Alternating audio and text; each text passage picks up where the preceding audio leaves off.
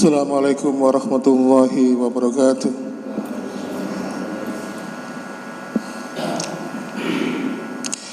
Alhamdulillahilladzi hadana li hada wa ma kunna linahtadiya laula an hadana Allah. Asyhadu an la ilaha illallah wahdahu la syarika lah wa asyhadu anna Muhammadan abduhu wa rasuluhu alladzi la nabiyya ba'da. Allahumma salli wa sallim wa barik ala Muhammadin wa ala alihi wa ashabihi wa man tabi'ahum bi ihsan ila yaumiddin. Fa ya ibadallah usikum wa nafsi bidallah faqad fazal muttaqun. Qala ta'ala fi kitabil karim a'udzu billahi samiil alim minas syaitonir rajim. Ya ayyuhalladzina amanu taqullaha haqqa tuqatih wa la tamutunna illa wa antum muslimun. Alhamdulillah, senantiasa kita bersyukur kepada Allah Subhanahu wa taala karena senantiasa Allah memberikan kekuatan kepada kita untuk bisa istiqomah menjalankan ketaatan, menjalankan kewajiban ibadah kepada Allah Subhanahu wa taala. Perlu diketahui bahwa salah satu perkara yang membuat Rasulullah SAW muncul rambut putih atau ubannya adalah ketika turun ayat tentang perintah untuk istiqomah. Disebutkan di dalam surat Hud, ya, ketika Allah mengatakan beristiqomahlah kamu kepada Rabbmu dalam agama ini. Sehingga saking beratnya perkara istiqomah ini sampai Rasulullah itu muncul rambut putihnya, ubannya. Oleh karena itu ma'asyiral muslimin, fenomena manusia di akhir zaman ini kata Rasulullah adalah dengan istiqomah. Makanya salah satu tanda dekatnya hari kiamat itu Rasulullah banyak memberikan sinyalemen bahwa nanti di akhir zaman itu banyak orang itu pagi beriman, ya, sore atau menjelang malam dia sudah berganti keyakinan. Malam orang itu berpegang teguh kepada talinya Allah, pagi harinya dia sudah menyimpang. Dan ini sering kita melihat bagaimana ketika dulu dia masih usia remaja, masuk pondok pesantren, mempunyai gelar profesor, doktor, bahkan dipanggil kiai, tetapi ketika diuji oleh Allah, diberikan jabatan, diberikan kedudukan yang baik di masyarakat, akhirnya tidak bisa istiqomah memegang nilai-nilai itu. Oleh karena itu istiqomah ini adalah salah satu hal yang oleh para ulama harus kita mohon kepada Allah. Di antara 6 permohonan utama yang harus kita mohon kepada Allah, yaitu di antaranya adalah kita diberikan contoh oleh para ulama untuk meminta surga, kemudian minta ampunan kepada Allah, kemudian meminta hidayah, kemudian minta istiqomah, kemudian minta dihindarkan dari fitnah, dan minta agar ketika kita meninggal dunia dalam keadaan husnul khatimah. 6 permintaan ini harus kita minta terlebih dahulu. Di antaranya adalah minta agar istiqomah. Sebelum kita minta diberikan anak yang soleh, sebelum kita diberikan jodoh, sebelum kita minta diberikan rezeki. Dan insya Allah bila Allah mengizinkan, kita akan membahas 6 permintaan yang harus kita minta terlebih dahulu kepada Allah Subhanahu wa taala. Baiklah ma'asyiral muslimin, sesuai dengan tema yang sudah disebar oleh panitia tentang tak ingin menyesal. Penyesalan itu biasanya ada di ujungnya. Makanya kalau kita melihat cerita-cerita sinetron, ya, tidak ada obat untuk penyesalan, Pak. Oleh karena itu pada kesempatan ini kita akan membagi manusia nanti itu akan mengalami penyesalan yang begitu dalam. Dan penyesalan ini kita bagi penyesalan selama ketika dalam kehidupan dunia dan penyesalan ketika di alam akhirat. Ma'asyiral muslimin, tapi kalau kita ini menyesal dalam kehidupan dunia, seperti kita ini melakukan bisnis jual beli, lalu kemudian bangkrut, maka itu masih diusahakan. Kita masih harus bisa belajar bagaimana berbisnis yang baik misalnya. Sehingga dari penyesalan yang pertama karena bangkrut itu kita bisa mengambil pelajaran. Tetapi kalau ketika penyesalan itu berhubungan dengan akhirat, maka tidak ada obat sekali menyesal maka pasti akan menyesal selamanya. Oleh karena itu ma'asyiral muslimin, beda dengan orang kafir yang orientasinya bukan ke dalam kehidupan akhirat. Mereka hanya memikirkan tentang kehidupan dunia. Makanya ketika mereka mengetahui kenyataannya bagaimana kehidupan akhirat itu, pasti penyesalan mereka tiada ujung dan tepinya. Ma'asyiral muslimin, penyesalan itu dibagi dua, yang ketika manusia itu masih dalam kehidupan dunia dan penyesalan ketika manusia dalam akhirat. Yang pertama adalah ketika dia masih berada di dunia, ya, penyesalannya adalah ketika dia menjumpai sakaratul maut. Jadi dia belum meninggal tetapi proses meninggal atau sakaratul maut, kalau orang Jawa bilang naza. Ketika nyawa ditarik oleh malaikat semakin menjauh dari raganya dan tinggal di kerongkongan, maka manusia di situ pasti akan menyesal. Makanya Allah menyampaikan dalam surat Al-Fajr, waji yauma idzin bi jahannam yauma idzi yatadzakkaru insanu wa anna lahu dzikra. Mereka mengatakan, oh ternyata akhirat itu ada. Dulu ketika dia mendengar ceramah ustadz, seorang kiai yang bercerita tentang akhirat, ada surga dan neraka. Oh ternyata akhirat itu ada. Kemudian dia mengatakan, oh seandainya dulu kami dalam kehidupan dunia ini mengikuti peringatan itu. Kalau orang yang tidak beriman, yang senantiasa berbuat dosa dan maksiat, pasti menyesal.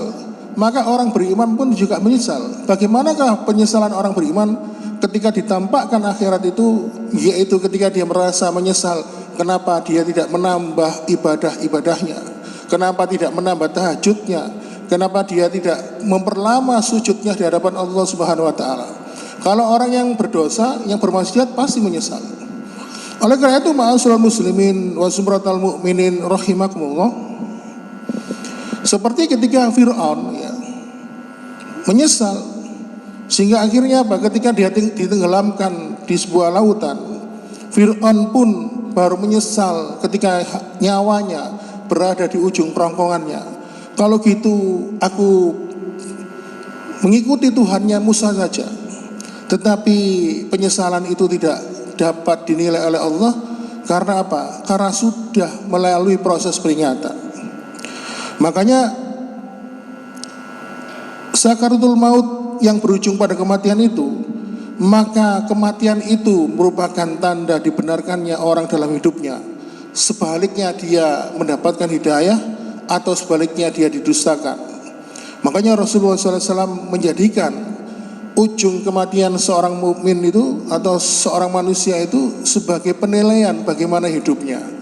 Sehingga Rasul mengatakan, inna a'malu bil khawatim, segala amal itu tergantung dari akhirnya. Walaupun ada orang dia dikenal sebagai seorang pendosa, ahli maksiat, tapi bisa saja meninggal dalam keadaan husnul khatimah, yang dimana karena sebelum dia meninggal dia bertaubat kepada Allah Subhanahu wa taala dengan taubatan nasuha, sehingga akhirnya Allah pun mewafatkan dia dalam keadaan husnul khatimah.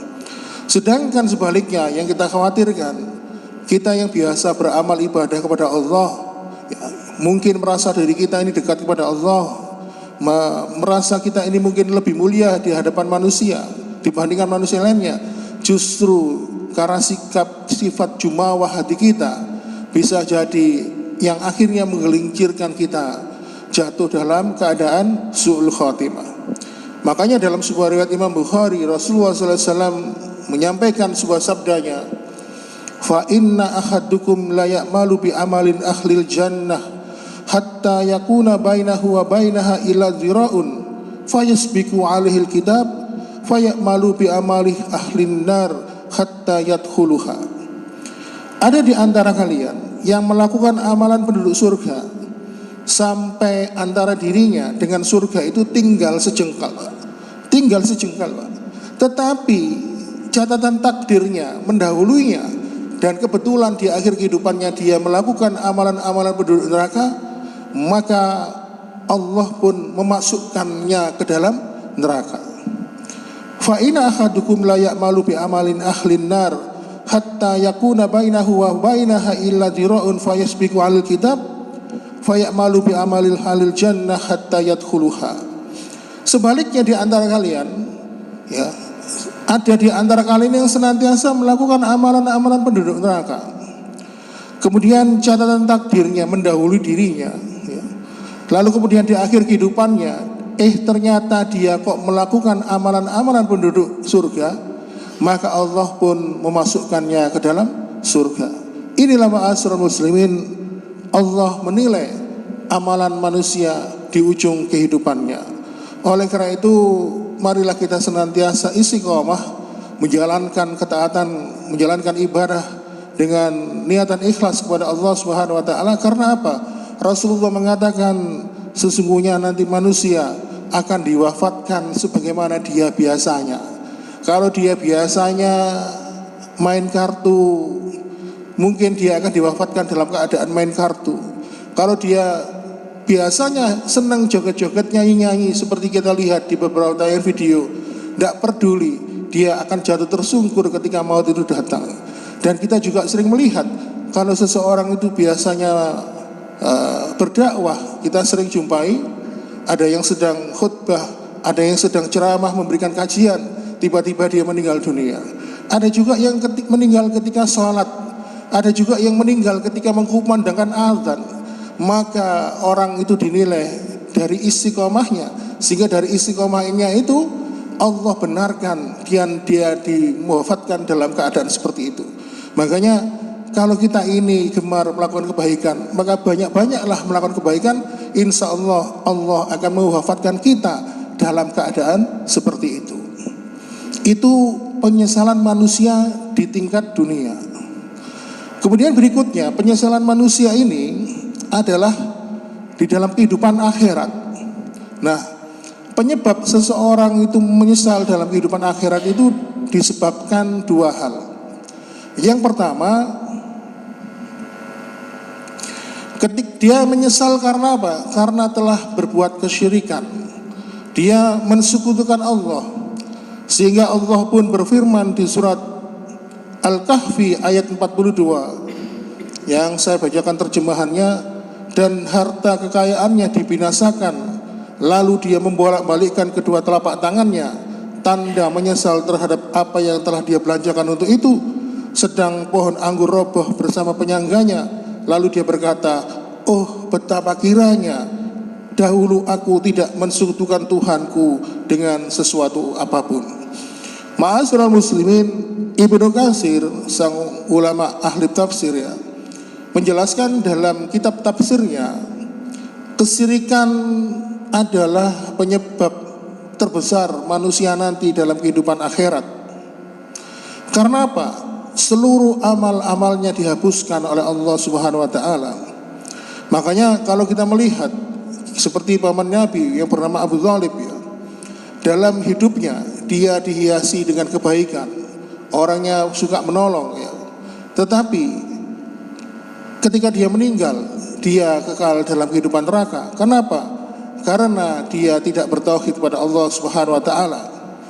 Kemudian dalam sebuah riwayat Imam Muslim dikisahkan seorang sahabat yang bernama Abdullah bin Zun'an.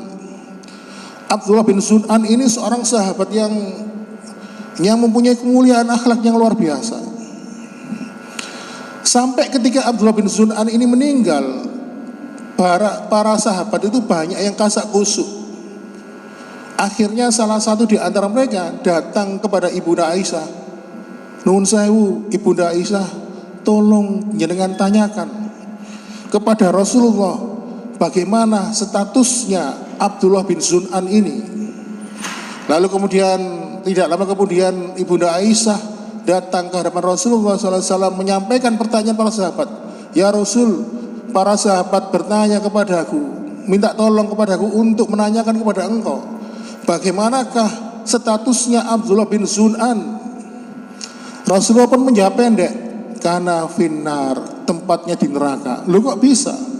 Padahal Abdullah bin Zun'an ini seorang sahabat, ya, yang suka nolong sahabat yang lain. Rasulullah itu sering kan ketika kedatangan seorang tamu, Rasul mengatakan kepada para sahabat, siapa di antara kalian yang ingin menjamu tamuku ini? Saya, Rasul. Abdullah bin Sunan mesti ngangkat tangan duluan. Terus siapa yang mempunyai kelebihan makanan, kebetulan tamuku ini sedang kelaparan. Oh saya, mesti Abdullah bin Sunan itu orang pertama yang senantiasa memberikan jamuan. Sehingga citra dari Abdullah bin Sunan ini di para sahabat itu baik. Bahkan saking dia ingin memuliakan tamu di rumahnya, seperti peralatan makan, ya, tempat tidur, kamar tamunya itu semua disendirikan, Pak. Khusus untuk tamu, khusus untuk keluarga. Ketika ada salah satu keluarganya yang mengetahui kalau dia menggunakan alat keperluan untuk tamu digunakan untuk pribadi, Abdullah bin Sunan itu marah. Lalu kenapa Abdullah bin Sunan ini ketika meninggal, kata Rasulullah, dia tempatnya di neraka? Ternyata Abdullah bin Sunan ini, Pak, ketika berdoa, dia berdoa kepada Allah Subhanahu wa taala, tetapi di ujung doanya itu dia juga menyeru kepada selain Allah, kepada Lata, Uzza, Mana dan sebagainya. Padahal Rasulullah SAW sudah menyampaikan, mengingatkan kepada Abdullah bin Sunan, kalau engkau meminta kepada Allah, hanya mintalah kepada Allah, jangan pernah meminta kepada yang lain. Tetapi Abdullah bin Sunan, dia tetap melakukan kebiasaannya. Dia berdoa kepada Allah, tetapi di ujung doanya dia juga meminta kepada yang lain. Walaupun Abdullah bin Sunan ini termasuk sahabat yang baik, mempunyai citra yang baik di hadapan para sahabat, tetapi semuanya itu hapus semuanya di hadapan Allah, karena dia mempunyai kecenderungan hatinya bersandar kepada selain Allah Subhanahu wa taala. Ma'asyiral muslimin wa sumratal mu'minin rahimakumullah. Itulah salah satu penyebab seseorang menyesal karena kesyirikan.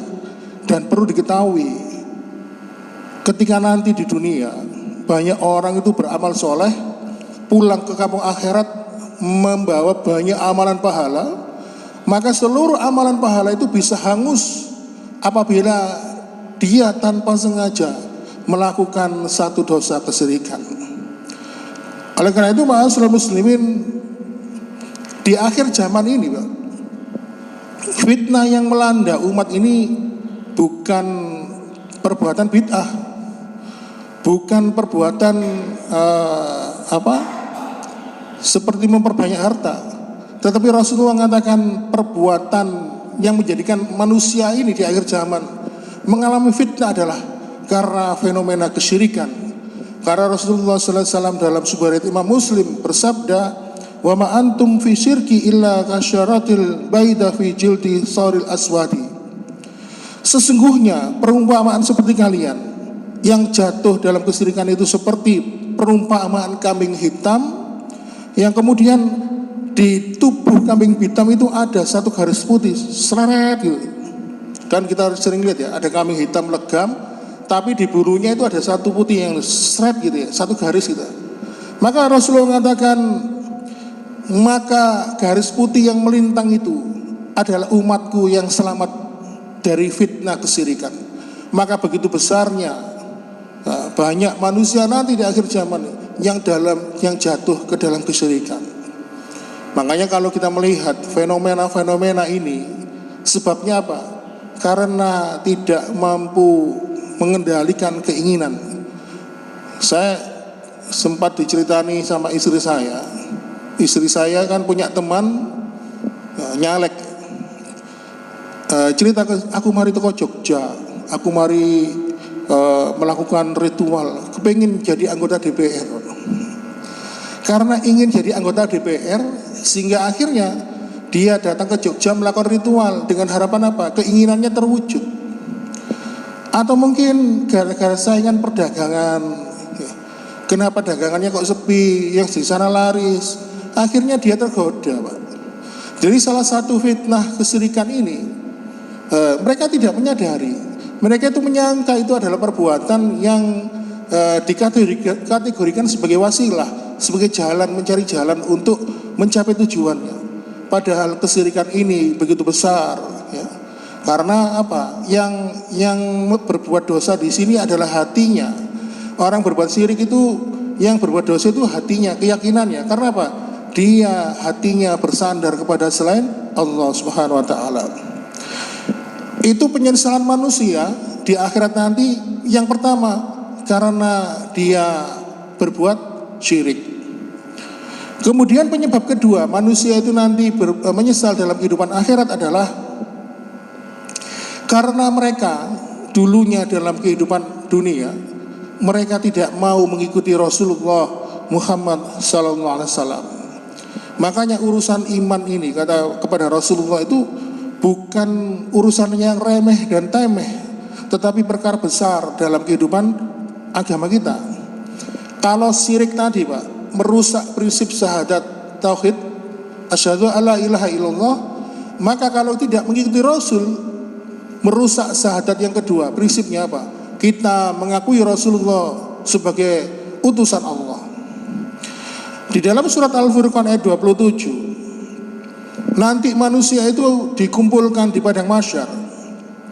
Maka di antara mereka yang paling menyesal adalah bukan mereka yang dulunya berbuat zina, bukan dulunya mereka yang suka berjudi, bukan mereka yang dulunya membunuh, bukan dulunya mereka yang mencuri, tetapi yang paling menyesal di antara mereka adalah mereka yang tidak mau mengikuti Rasul.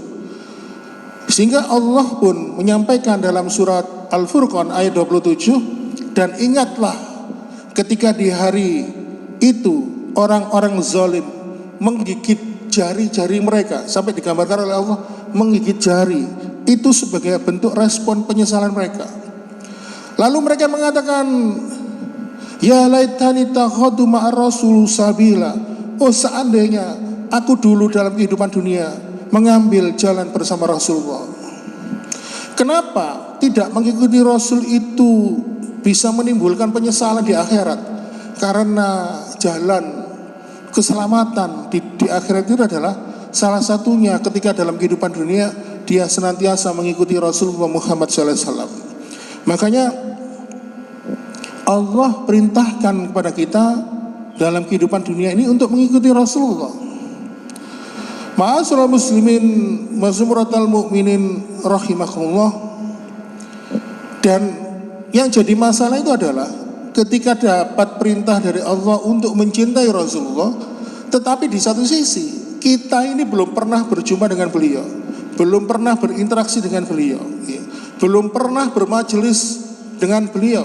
Beda dengan para sahabat, setiap hari pagi siang malam bertemu dengan Rasul. Setiap kali Rasulullah memberikan kajian, memberikan tausiah, mereka mendengarkan. Bahkan mereka bisa terpesona dengan wajahnya Rasulullah yang memancarkan cahaya keimanan. Bahkan para sahabat pun bisa melihat langsung bagaimana wahyu dari Allah itu turun. Bahkan banyak para sahabat itu yang bisa menjadi pelaku, di mana Allah menurunkan sebuah ayat dalam Al-Quran.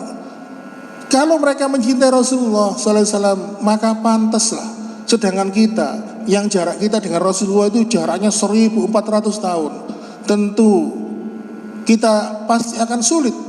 Tetapi alhamdulillah kita ini mendengar keterangan-keterangan ilmu yang diajarkan oleh para ulama, para ustadz, sehingga akhirnya dengan ilmu tersebut menumbuhkan rasa cinta kepada Rasulullah Muhammad SAW.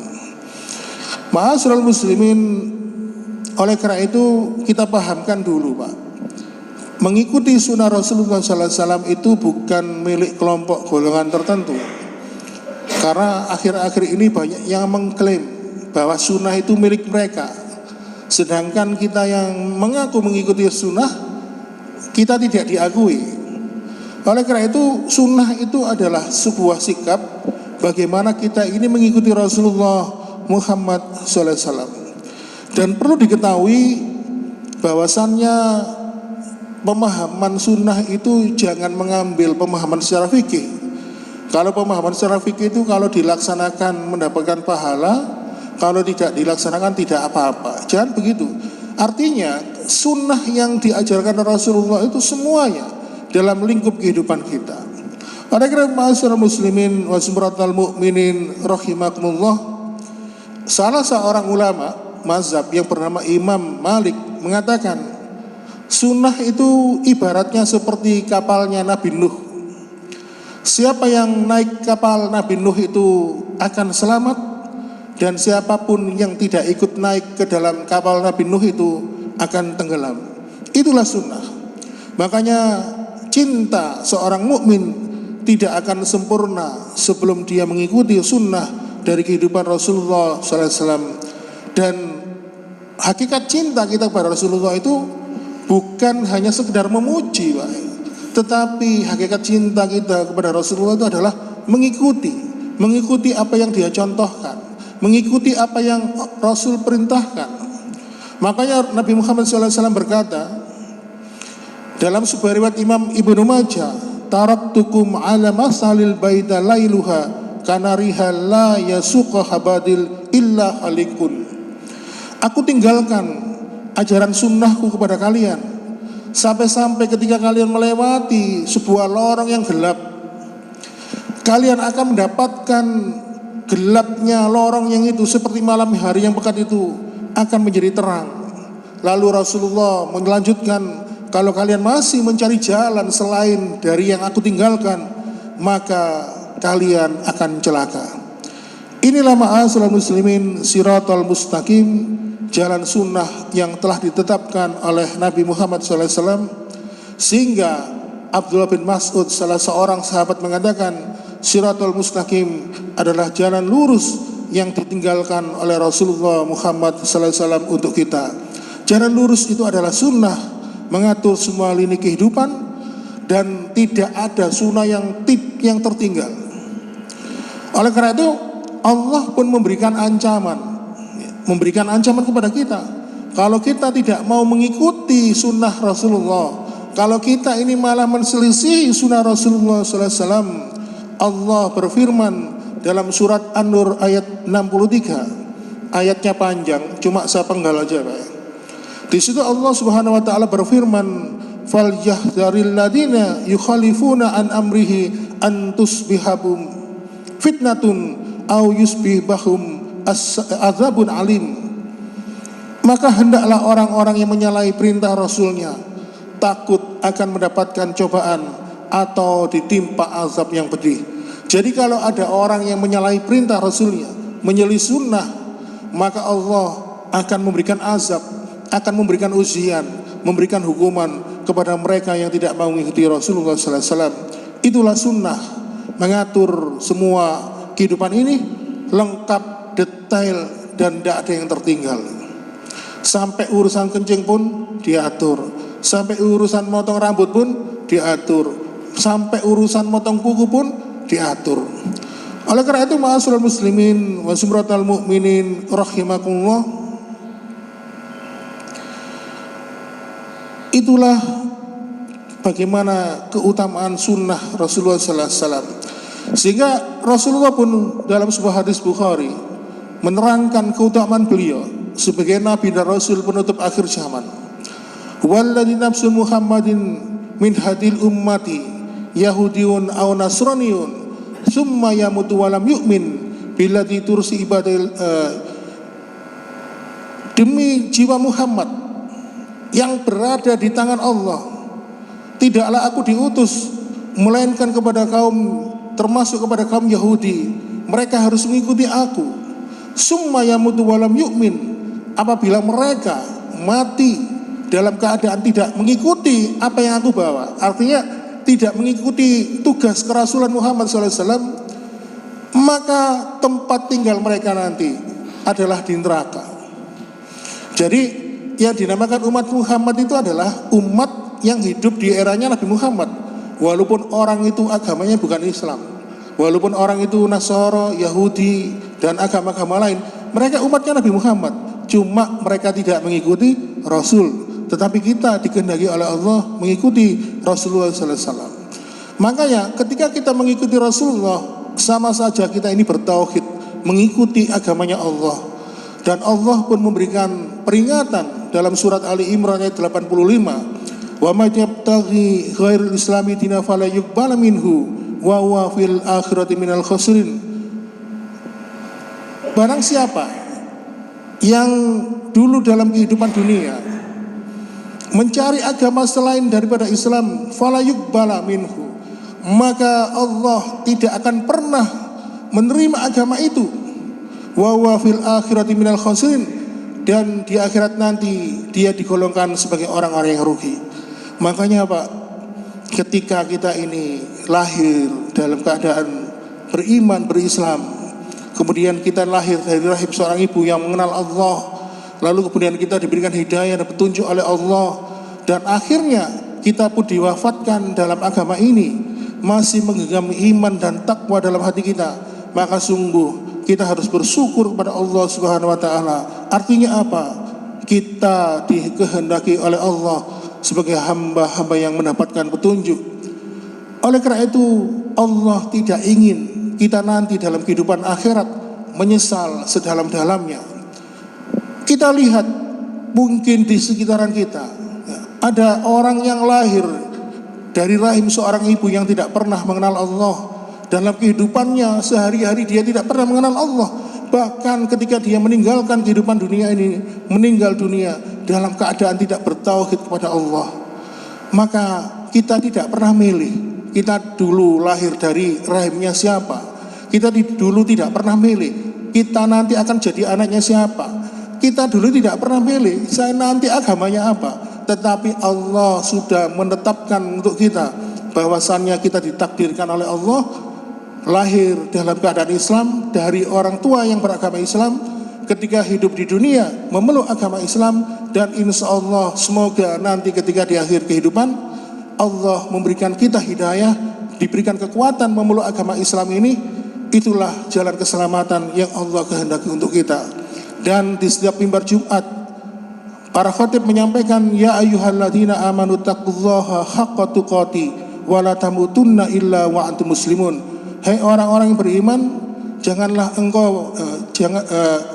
engkau bertakwa kepada Allah haqqa tuqati, dengan sebenar-benar takwa, wala tamutunna, dan janganlah engkau mati illa wa antum muslimun, kecuali kalian mati dalam keadaan beriman dan bertakwa kepada Allah. Di sini Allah tidak mempermasalahkan matinya. Mau mati usia tua, monggo, mati di usia muda juga bisa, mati di usia remaja juga bisa, mati karena sakit bisa, mati karena kesetrum listrik bisa, mati karena kecelakaan bisa. Semua jalan kematian itu kata Rasulullah ada 99 sebab kematian. Tetapi yang ditekankan oleh Allah ketika mati, janganlah engkau mati illa wa antum muslimun, kecuali engkau dalam keadaan beragama Islam, kecuali engkau dalam keadaan beriman dan bertakwa kepada Allah Subhanahu wa taala. Oleh karena itu ma'asyiral muslimin, bagaimanakah cara mensyukuri nikmat ini? Mari kita mengikuti teladan para nabi dan para sahabat. Mereka ketika mendapatkan nikmat dari Allah, maka cara membayar terbaik kenikmatan itu adalah dengan membayar kenikmatan berupa apa? Meningkatkan iman dan takwa kita kepada Allah Subhanahu wa taala.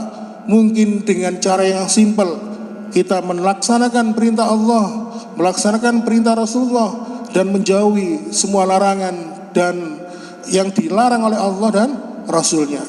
Demikian ma'asyiral muslimin wa subhanatal mu'minin rahimakumullah, bahwasannya penyesalan manusia di akhirat nanti tidak berujung dan tidak bertepi, dan tentunya kita semua tidak ingin menyesal. Maka beruntunglah orang-orang yang tidak ingin menyesal dalam kehidupan akhirat. Demikian yang dapat kami sampaikan. Sekiranya mohon maaf bila kekurangan.